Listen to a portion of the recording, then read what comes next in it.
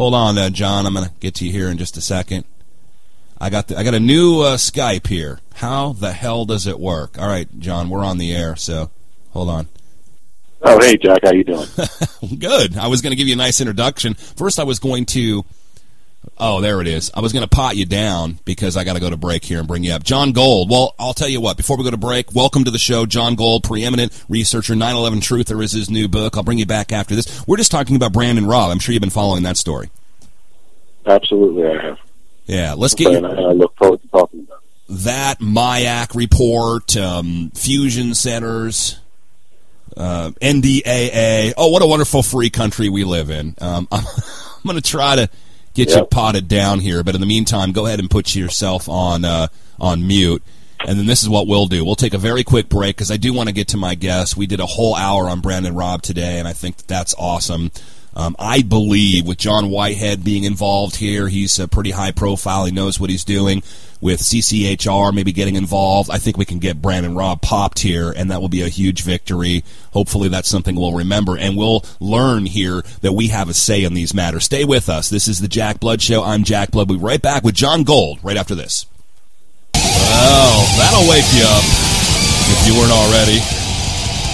Wake the F up, America. Thank you for joining us. Indeed, this is the Jack Blood Show. I'm Jack Blood, August 2012. No Agenda Global Radio. Welcome, my fellow thought criminals, enemy of the state, Gitmo Nation, and Brad the Impaler, wherever you are. John Gold is with us. It's been a long time since we've had him on the show. He used to be one of the scribes, admins, bloggers at 9/11 Blogger. Hardcore activist, public speaker, searcher of truth, has a great book out, 9/11 Truther, The Fight for Peace, Justice, and Accountability. That's going for pennies, less than a good cup of coffee. Well, it wouldn't be good, it'd just be expensive. John Gold, thank you for being with us, brother. Great having you. Cindy Sheehan wrote the foreword for the book. Yes, she did. Thankfully, Cindy wrote the foreword. It was an honor for me to have her write it. The reason that it's so inexpensive is because I didn't want only the privileged to be able to read it. You know, I've been giving away the book for free. In fact, I've probably given away more free copies than I've sold because I wanted everybody to be able to read it. So how are you doing, Jack? I'm good, man, and having a lot of fun here talking about how evil our government is. It's fun for me. I mean, you know, once you get into this and you get that armor where all that fear just goes away and you see how successful you can be and how awake people are becoming and how people's minds are opening up, it is fun, don't you think? Yeah, I think it can be fun. It can also be tiring.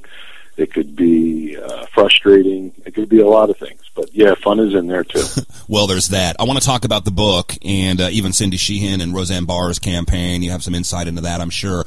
Let's talk about Brandon Raub, though. What do you think about this? This guy's a 9/11 truther. He's a Marine. We may not agree with everything that he says. He quotes, I found the song, I guess he was quoting, Bring Me Down by Swollen Members is the name of the band. Sharpen My Axe, popular line from the song Bring Me Down by the major rap group Swollen Members. So they're not in prison. They're not in detainment. They're not undergoing unlawful psychiatric evaluations being held by their will. But Brandon Raub is, and he is a quote-unquote 9/11 truther. So give me your sense on that. Well, obviously, I support the First Amendment and think Brandon shouldn't be put away against his will for words, especially if there's no evidence of violence on his part.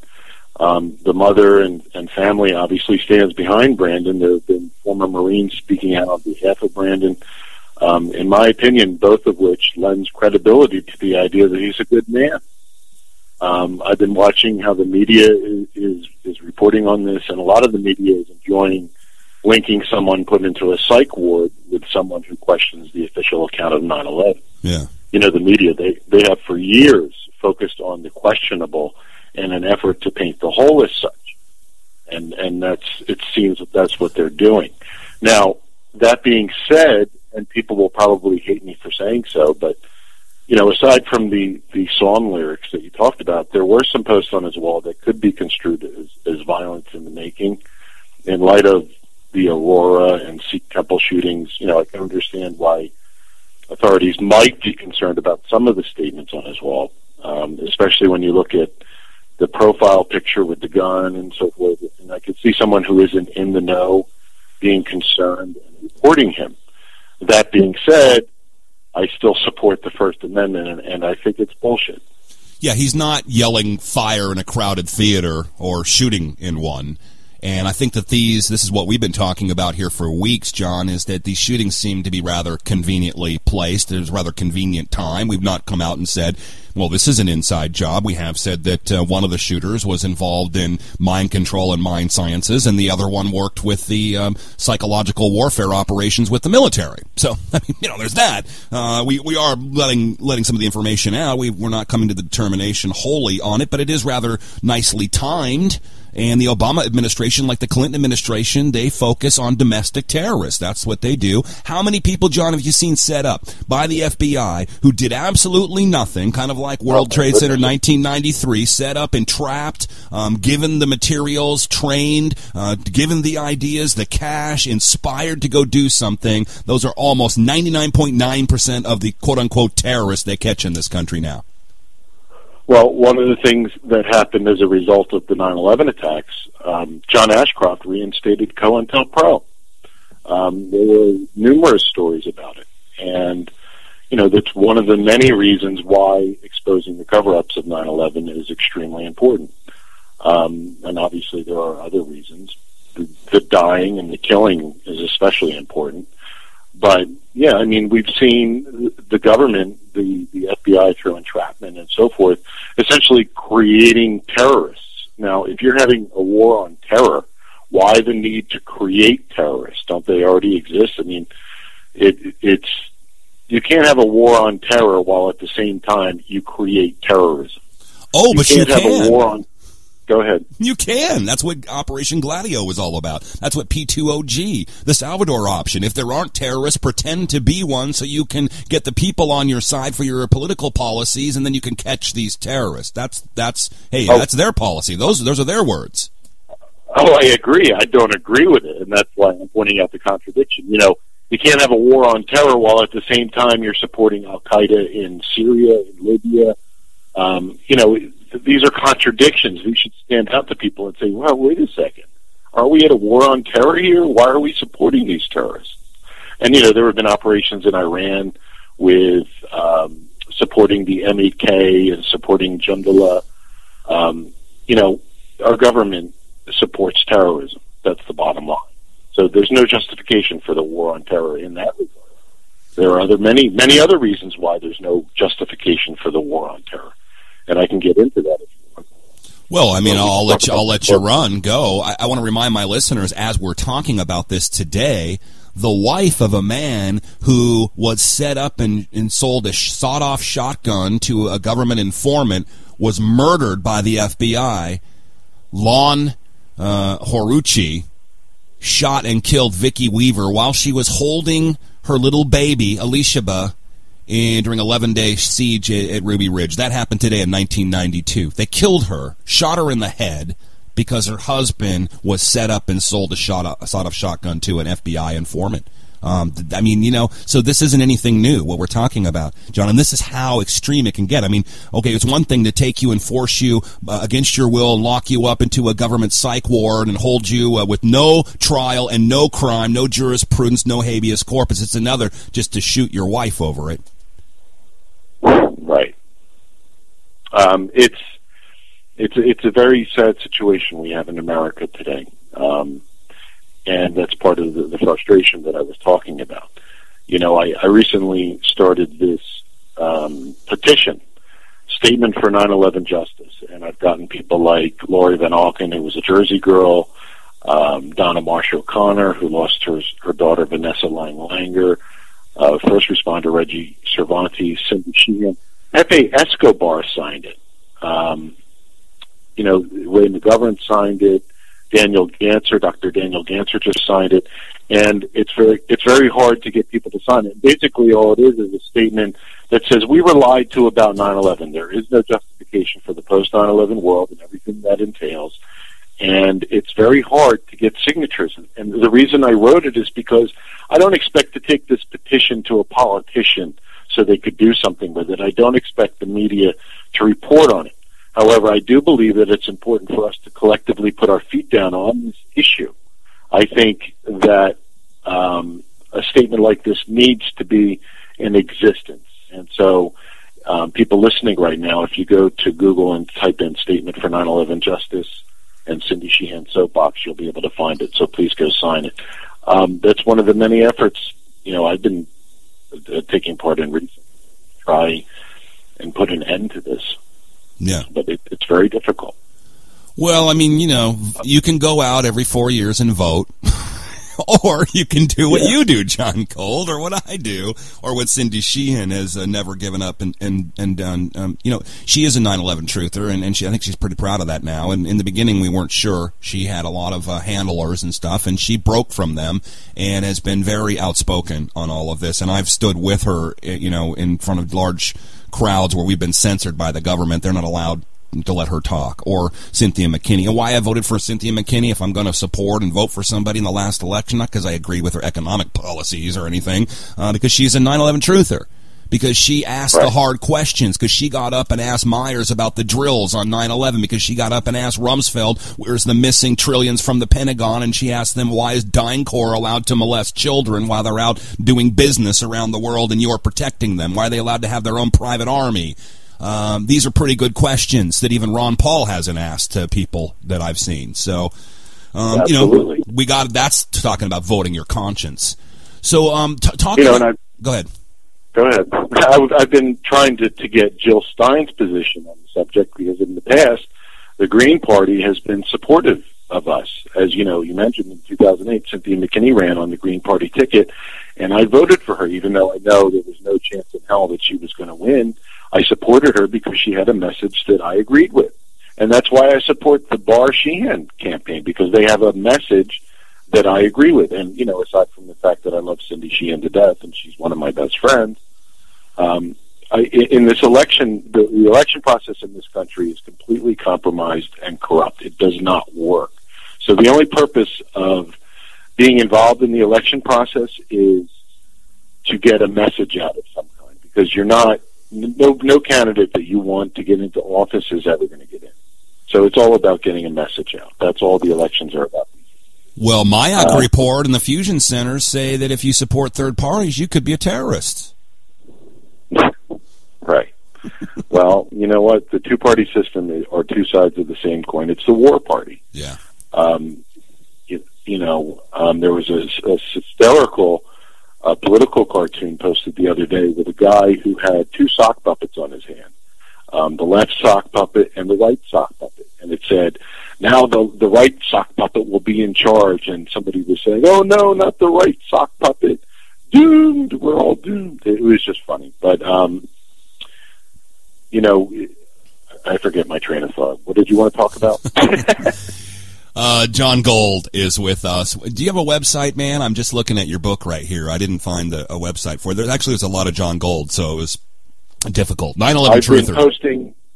I've been posting recently on Cindy Sheehan Soapbox.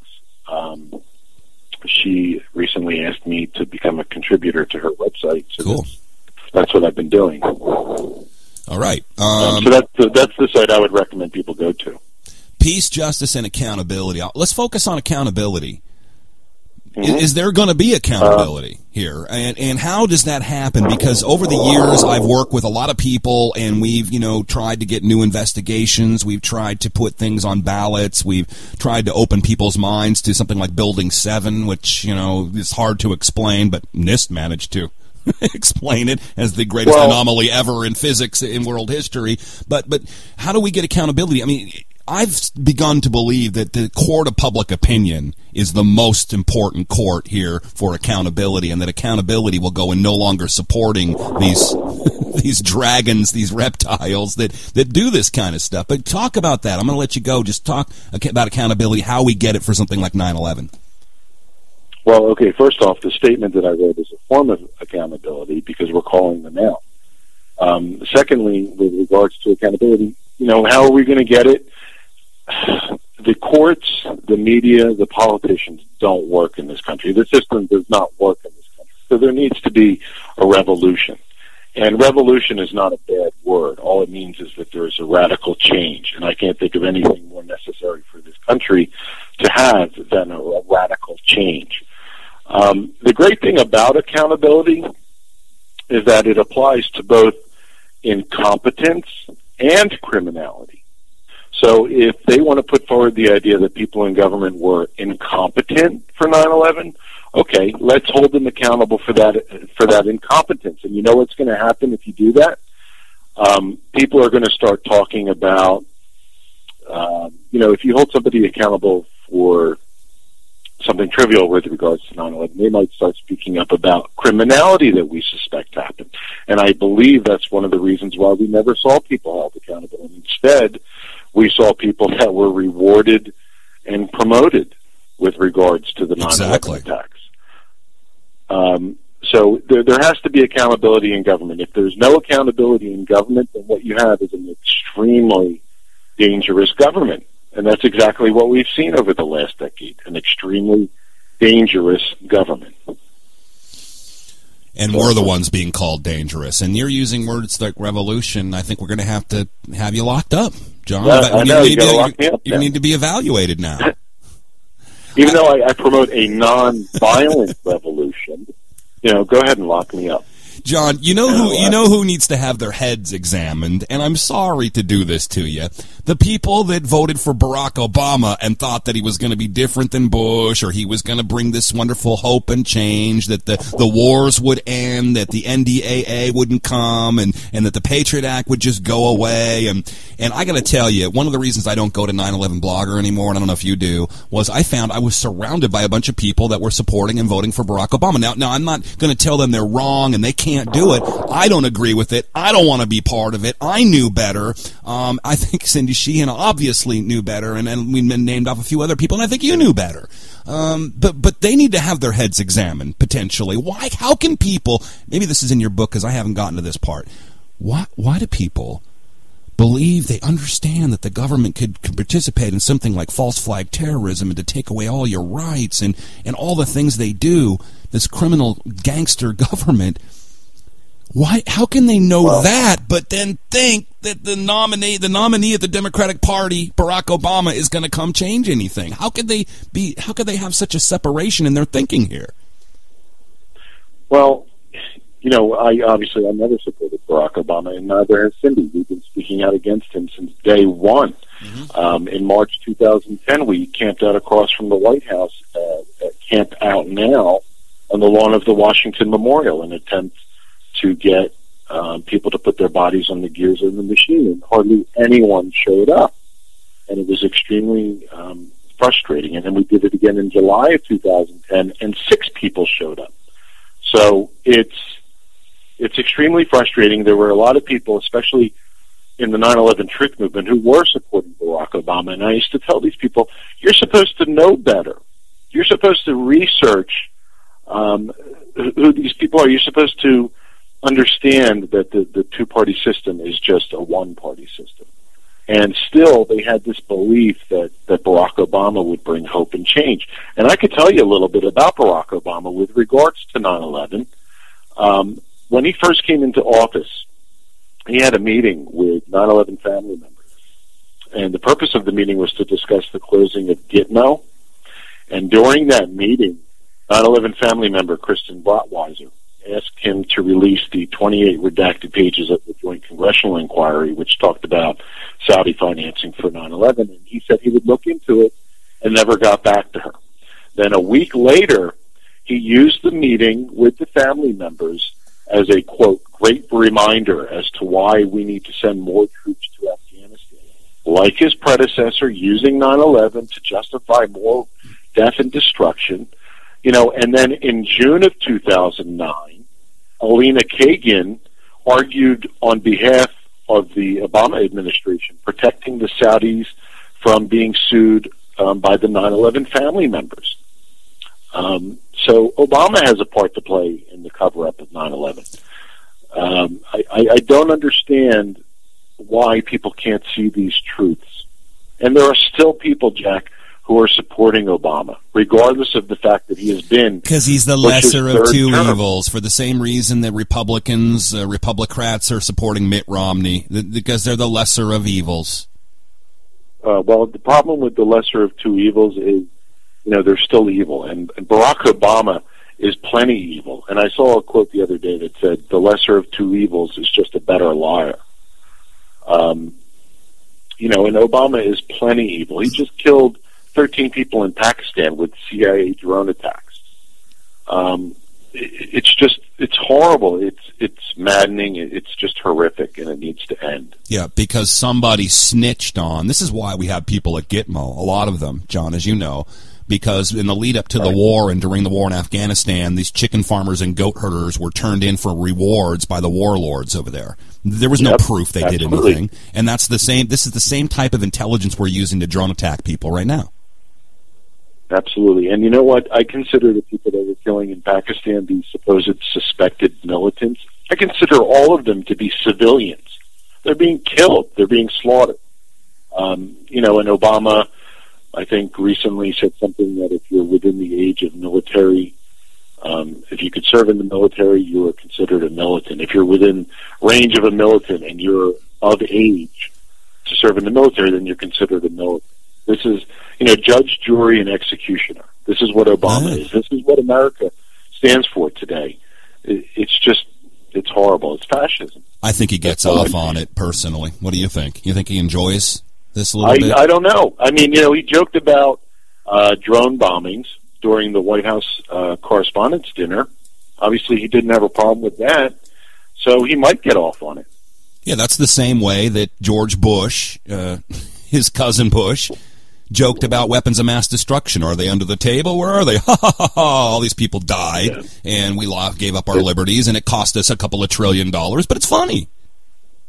Yeah, and the media love to laugh with them at the White House Correspondents' Dinner. It's just sick.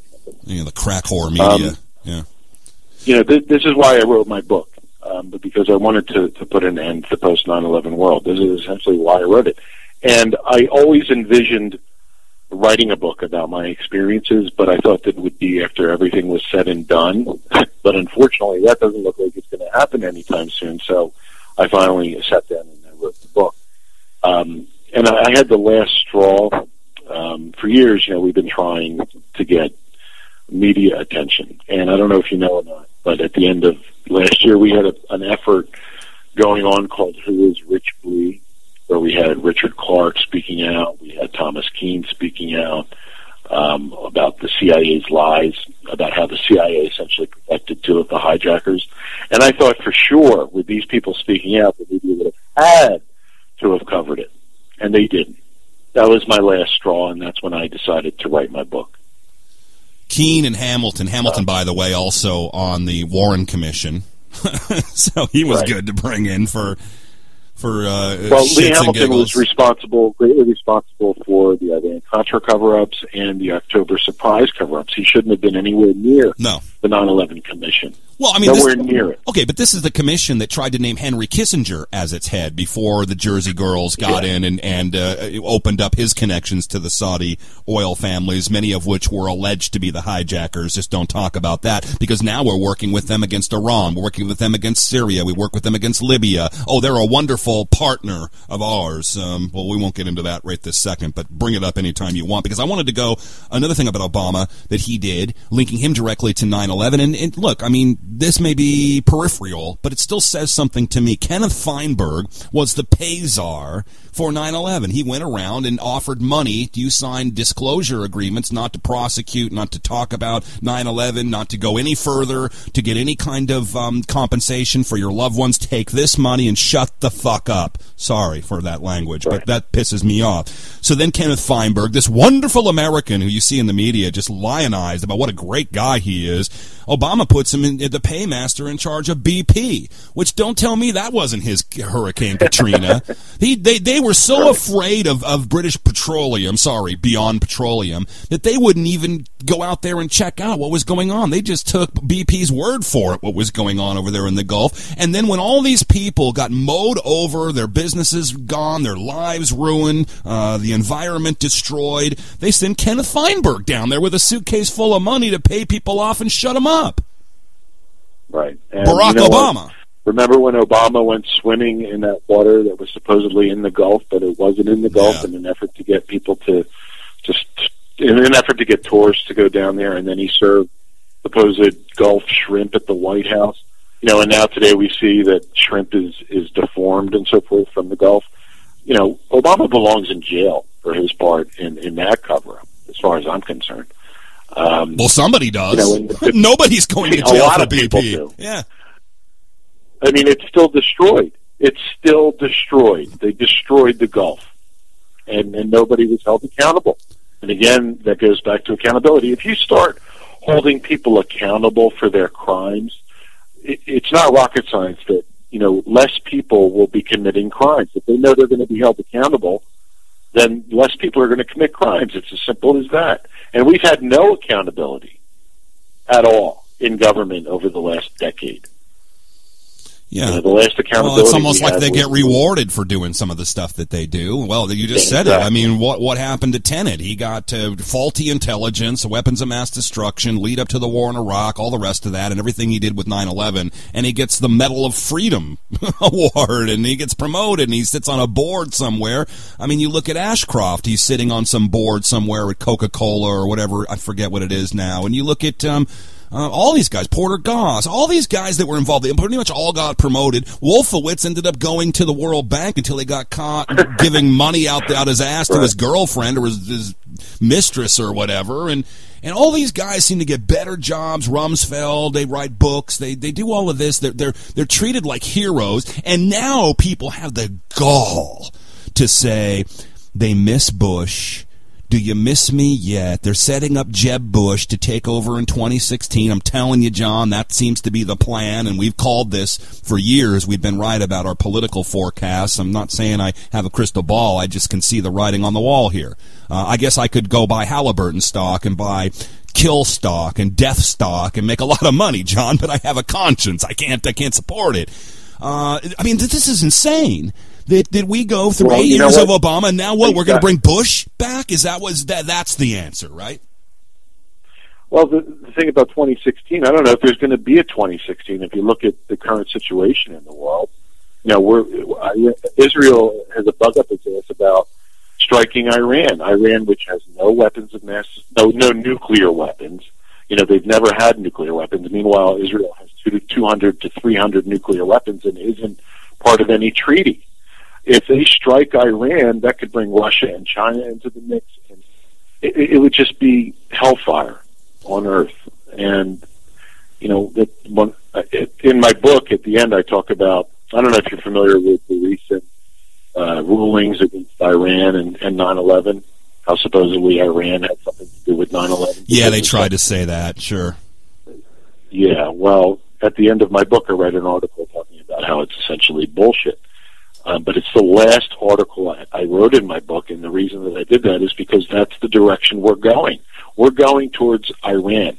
And right now, we're trying to take out Syria, which is Iran's ally, in an effort to corner Iran in that region, to make them alone in that region so that we can make it easier for us or Israel to go into there. Do you know who the number one refiner of opium into heroin is in the world? The number one refiner? I think it's Turkey, isn't it? Well, it's Iran. It's Iran, actually, according to my data. Do you think? Well, you know what I heard? After the Iraq War, Iraq is now a transit state for opium, whereas it was not before. Yeah. So that's another result, a result of our war. John, I think people actually know that now on a mass level and understand that. They've accepted that. Not that we're just there to protect the poppy fields and to enrich and prop up the banks with illegal drug money. We've just found out that, well, not we just found out, it's the world has just found out. We knew years ago that Iran-Contra started all over again. That Bush and Obama have their own Iran-Contra on their hands with the Sinaloa cartels, who've just come out and said we've been protected the whole time. They've been letting us ship dope across the border. They've been giving us these guns so we can fight our enemies, and we've been working with them on intelligence. Yep. And with regards to Afghanistan,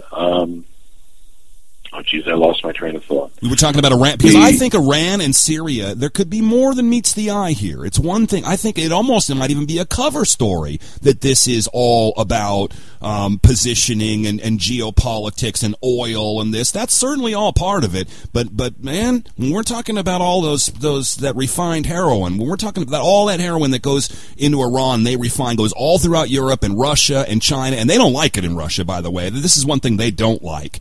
And I think that they could be bought and paid for, Russia, with higher oil money prices. Is laundered through Wall Street and different banks, and I think there's some kind of case right now against some bank that was laundering money for, I think it was Iran. But I was going to say, with regards to Afghanistan, do you remember those mineral deposits they found that were $3 trillion worth, and they acted like it was a surprise, like we had no idea these mineral deposits were there. Meanwhile, they've known since the early 80s that these mineral deposits were there. So there's another reason why, we're in there. Well, we have a problem with Africa. Yeah, same reason we have a problem with Africa all of a sudden. They got cobalt, and that's very important for making computers and cell phones and whatnot. So, hey, all these countries that have our oil and our minerals under their sand, how dare they? Yeah, I know, huh? It's horrible. How dare they? So, how dare they have our resources under their soil? Exactly. Oh, that's kind of sick. John Gold is with us. 9/11 Truther is his book, and I love that. It's almost like you branded your forehead with 9/11 Truther by making that your big title on the book. Let's talk more about the book, some of the evidence that you have, maybe a little bit of a debate on 9/11. When we come back, John Gold, stay with us. This is the Jack Blood Show. Stay with us. I am Jack Blood. Oh, freak out. All right, freak out. Just don't get caught. Jack Blood Show, August 22nd, 2012. John Gold is with us. 9/11 Truther is his book. You can get that anywhere.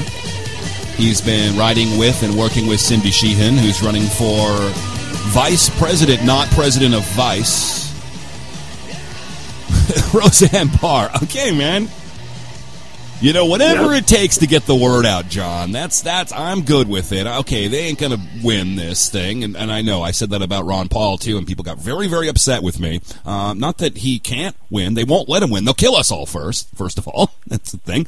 But it's good to get the message out. I mean, I just found out Roseanne Barr is going to, maybe you don't agree with this, but going to a conference on geoengineering, and she's picking up the story on aerosol spraying, and she's getting involved in a lot of things. They're talking about, they got a plan to get the troops out of every country around the world. They sound a little like Ron Paul sometimes, though I know, and Cindy doesn't really believe in a political solution. This politics is basically fixed and bullshit from top to bottom, but this is a good way to spread the message. Yeah, absolutely it is. And as I said, it's the only reason that you should be involved in the elections, unless you, for whatever reason, support the two-party system. But I don't understand why anybody would do that. You think Obama actually makes any decisions anyway? What decision does he make? What kind of cheese? You want cheese with your hamburger, or where to cut the ribbon? How to attack the ninth hole? What decisions does he really make? I honestly don't know. Whatever money got him into office is essentially making the decisions. And the funny thing is, are you familiar with Russ Baker?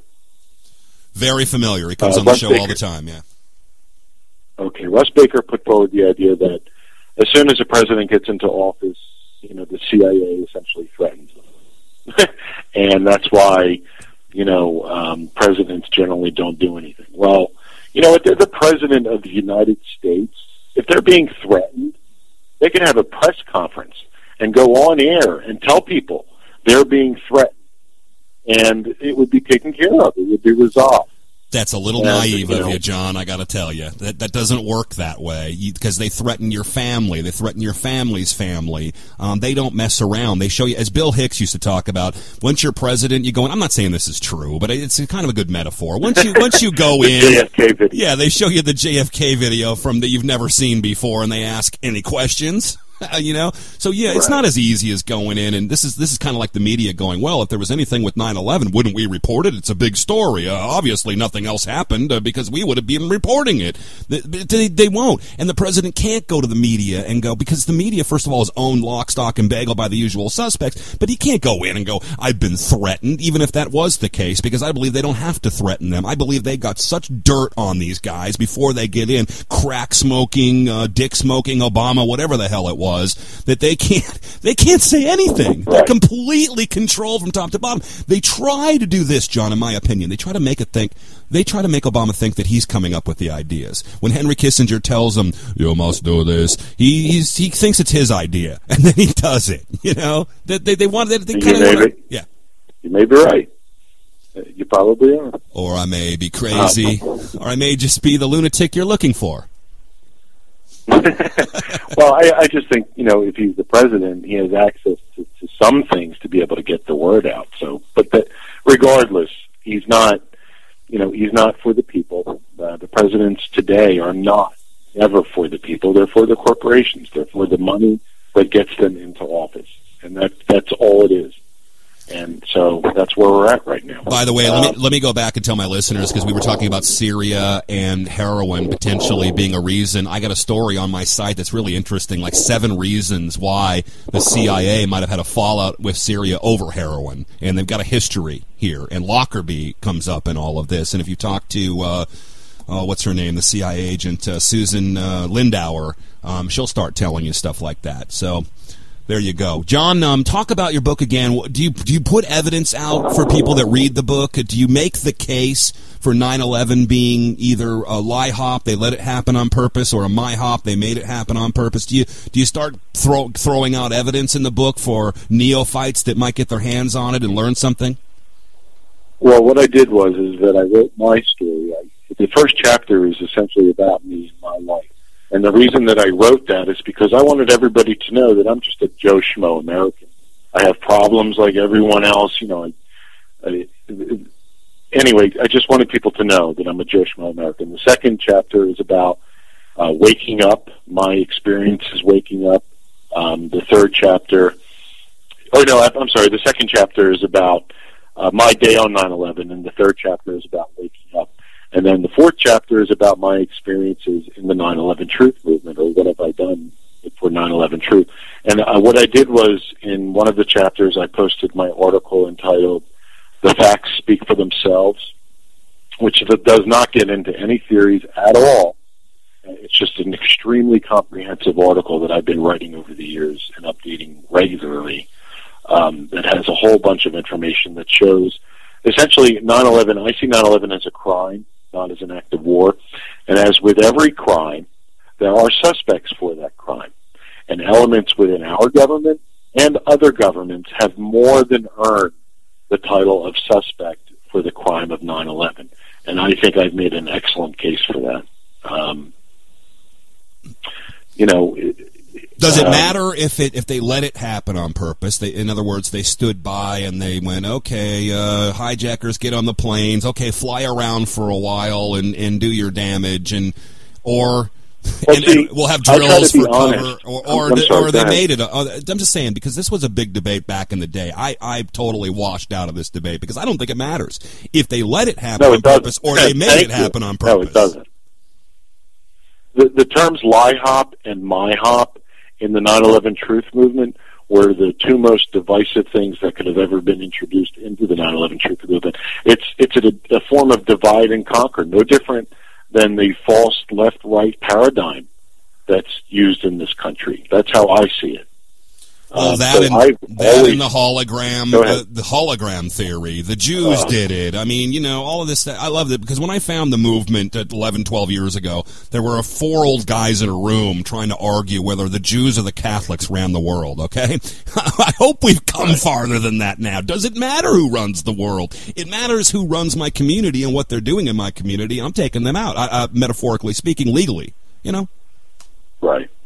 And you know, the 9/11 attacks, my book, it definitely makes an excellent case. You know, when you look at the actions of the Bush administration prior to 9/11, as soon as they came into office, you know, according to Paul O'Neill at their first principals meeting, they talked about finding a way to go into Iraq. That was the tone of it. The president saying, go find me a way to get into Iraq. And then you look at, he was having discussions with Bandar, months before 9/11 about the need for decisive action in Iraq.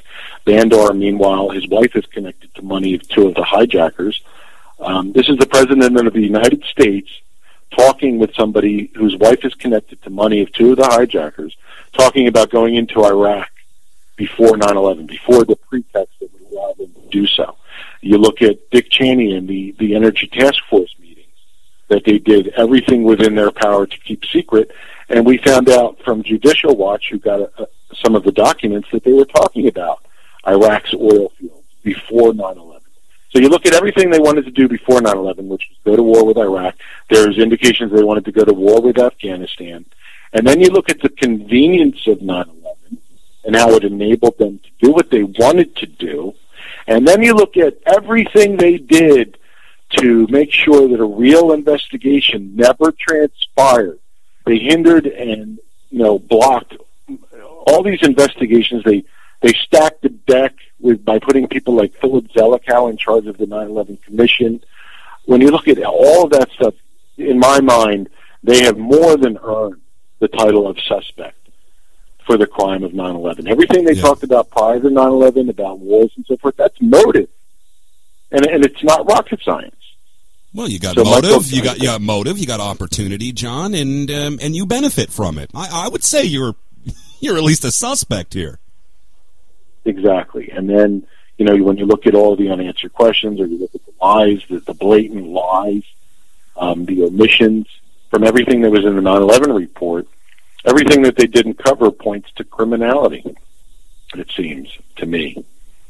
So I think people, 9/11 Truther is the book. John Gold is the author, and we've been friends for a long time. And, you know, people, like you said, they're very divisive. We found COINTELPRO in the movement. We found George Soros with his little people nosing around in the movement, and that's what they try to do, divide and rule. I've never fallen for it. So even though I'm friends with John Gold, I've also been friends with people who are very radical, who have very crazy radical ideas about what happened on 9/11 too, because I believe we have to keep an open mind. I'm an adult. I don't need to be told what to think, and I don't need gatekeepers, and so I don't generally suffer them. I don't generally like them, the gatekeepers, that is. But look, we're all in this together, and we don't need a Big Ten or anything. This is against all of us. So this affects all of us. We all need to either hang together or hang separately, man. One thing I would like to say is that progressives in this country, people like Chris Hedges, Amy Goodman, you know, David Swanson, these people need to start addressing the fact that we were lied to about 9/11. When you have a media that doesn't work, that doesn't tell the people what they need to know, those people with a voice who reach a lot of people need to do the right thing and be responsible. And I confronted Chris Hedges recently, and he wanted nothing to do with it. And I didn't come at him with 9/11 was an inside job or anything like that. Nice impersonation. I just asked him a couple of questions, and he was scared shitless, it looked like. Yeah. It looked like he wanted to walk away as quickly as possible. Well, John, if Amy Goodman starts talking about 9/11, eventually, it's only been 11 years, and there's been plenty of pretty good evidence now that needs to be talked about, she doesn't get Ford Foundation money anymore. I mean, but she doesn't need it. Right. She's Amy freaking Goodman now. She's got a big name. She's very popular. She doesn't need democracy now. She doesn't need George Soros's money. She doesn't need the Ford Foundation money. She can go out on her own now and do her own podcast, her own TV show, but she wants all the big producers officers and access, because this is what we found recently with Rand Paul coming out against Russia Today and their reporters, that they're threatening to take away their passes to get into the government buildings and give them access to the politicians, and that's what scares these people the most, apparently. That's what keeps them in line. Well, the media's campaign over the years to tarnish 9/11 Truth has been extremely successful. Essentially what they've done is they've made a 9/11 Truther the equivalent of a dog torturer or a baby killer. And so when you have progressives that like their pulpits, they don't want to lose their pulpits by being painted with the 9/11 Truth brush, and that's essentially why they're not covering it. And I think that's shameful. I think, screw the media. Screw what the media says about 9/11 Truth. There are legitimate issues here, and you need to start speaking out about it. And it's inexcusable if you don't, in my opinion. Well, some have even said that, I'm just reading an email that came in. Yeah, we don't have the best connection with John today, but I think it'll come out good in the wash, and I can hear you fine, so we'll make that good in the archive. If nothing else, we'll make it better. Look, I mean, okay, so everybody wants to keep their job. Everybody wants to keep getting paid. They don't want their neighbors to think they're crazy. They want to be thrown in a mental institution like Brandon Robb. I mean, there's plenty of excuses. We could just make a billboard, okay? It says, by Thomas Keene, here's the billboard. We were set up to fail. 9/11 investigation head, okay? That the Pentagon lied to us. Just make that a billboard everywhere and let people start with that. And I know that's in your book. People are going to have a problem. Some of my peacenik friends, we can go on talking about how a lot of people weren't 9/11 truthers or weren't anti-war. They were just anti-Republican and anti-Bush, but let's leave that behind us. Fight for peace. Is that possible? Can you peace for peace? Or do you fight for peace? I know. This is semantics, but a lot of people would take me to task if I didn't ask you that. Explain the fight for peace, if you would. Well, if the cover-ups of 9/11 are exposed, it takes away the justification for the post-9/11 world and everything that entails. So the fight for 9/11 justice is, in effect, the fight for peace. And honestly, I can't think of any faster way to end these wars than by taking away the justification for them. And that's what exposing the cover-ups of 9/11 does. So, that's the simple answer. Well, but we have to go save the people of Libya. We have to save the people in the Sudan and Uganda and in Syria right now. We have to save the people there. Well, the thing about exposing the cover-ups of 9/11 is that you expose many things about the system that we despise, like the media control, the court corruptions, everything. Wall Street. You expose Wall Street with 9/11 through the insider trading. There's a whole bunch of things that get exposed with the cover-up of 9/11. So it's not just 9/11 that gets exposed, it's also the parts of the system that we despise that gets exposed. So if you expose the cover-ups of 9/11, you take away that system that enables them to do their humanitarian interventions in countries and all that bullshit, as far as I'm concerned. And that, I've had this argument with Noam Chomsky in the past. Noam Chomsky is someone who says that even if they were responsible, there are still horrible things going on around the world. There were worse things going on around the world, is essentially what he's saying. And that's bullshit to me. Well, that's what I say to the people that sit and talk about abortion all day or gay rights or whatever, that's why we should vote for a president or a politician. There are worse things going on in the world. I'm sorry. I feel your pain and all, but what do you think about this guy that comes out and says, this guy Aiken that comes out and says, and this is the big distraction story, and I think it's another case of the Republicans basically throwing the election. That's my theory anyway. He comes out and says that I'm sure you heard this, that basically if you're raped and you get pregnant, you somehow wanted it. If you didn't want it, you won't get pregnant. That's horrible. And you know what? Damn, I forget his name. George, he was the guy who confronted those people in Congress years ago. He was an MP, a member of Parliament. I don't remember his last name. Montalbo? No, but basically he came out saying, in defense of Julian Assange, saying that what happened in Sweden was not rape. And somebody pointed out that rape is non-consenting sex. If you don't give consent, it's rape, essentially. So, I haven't been following these distractions. I try to avoid these distractions because I know that's what they are. They're essentially distractions they're the wedge issues that distract us from the real issues. Well, Obama is sucking so bad that Romney might actually pull this off, even though he was set up to fail. Talking about being set up to fail, so I think they're sabotaging the party. So they got to get him those 4 more years. Things are going well. Just think if Romney gets in and he tries to, co-sign an attack against Iran, for instance. The Democrats aren't going for that. There'll be 1 million people in the streets tomorrow. Okay, they'll be very upset. But if Obama does it, no problem. Plus, he'll get to do immigration and gun control and more bailouts and stimulus. Illegal and immoral wars under Bush became legal and moral under Obama, unfortunately. Speaking of Russ Baker, John, I just got this. Obama's buds, Sunstein and Wolf, have been thrown off the burning ship. Okay, Cass Sunstein, he's gone. He's the one that said he wanted to put stuff in the water to sterilize people and all the rest of it.